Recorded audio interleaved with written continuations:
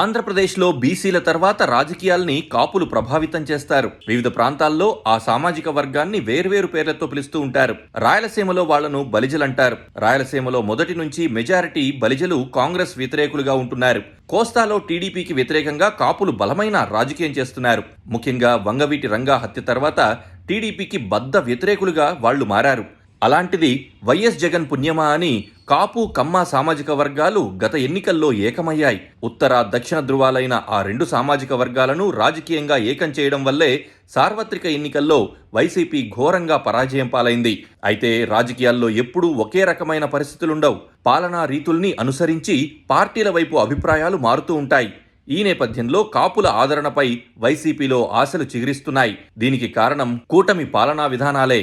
ఇంతకాలం పవన్ కళ్యాణ్ను తమ సామాజిక వర్గానికి పెద్దన్నగా కాపులు బలిజలు భావిస్తూ వచ్చారు. ఇప్పుడు కూడా వాళ్లలో ఎక్కువ మంది పవన్ అంటే ఇష్టపడుతున్నారు. అయితే తమ ప్రయోజనాలు నెరవేరకపోగా అణిచివేతకు గురవుతున్నామనే అసంతృప్తి నెమ్మదిగా వాళ్లలో పెరుగుతోందని వైసీపీ అంచనా వేస్తోంది. అందుకే కాపు బలిజ వ్యతిరేక పార్టీ అనే ముద్ర నుంచి వైసీపీ బయటపడేందుకు తంటాలు పడుతోంది. ఇందులో భాగంగా పవన్ కళ్యాణ్ పై గతంతో పోలిస్తే దాదాపు 75% రాజకీయ విమర్శలు ఆ పార్టీ నేతలు తగ్గించారు. మాజీ ముఖ్యమంత్రి వైఎస్ జగన్ విషయానికి వస్తే పవన్ ను అసలు పరిగణలోకి తీసుకోలేదు. కేవలం చంద్రబాబును మాత్రమే జగన్ రాజకీయంగా టార్గెట్ చేస్తున్నారు. పవన్ ను విమర్శించి చాలా నష్టపోయామని జగన్ కు రాజకీయంగా జ్ఞానోదయమైంది. పవన్ విషయంలో గతాన్ని పునరావృతం కానివ్వొద్దనే ఆలోచనలో వైసీపీ ఉంది. ఎన్నికల ముందు పవన్ వ్యక్తిగత జీవితంపై జగన్తో సహా వైసీపీ నేతలు తీవ్ర విమర్శలు చేయడం ద్వారా అదంతా తమ సామాజిక వర్గంపై దాడిగా కాపులు బలిజలు ఆగ్రహించారు.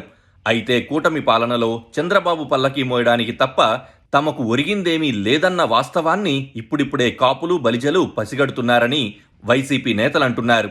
ఆ అసంతృప్తి రానున్న రోజుల్లో తమకు అనుకూలంగా మారుతుందని వైసీపీ నేతలు ఆశిస్తున్నారు.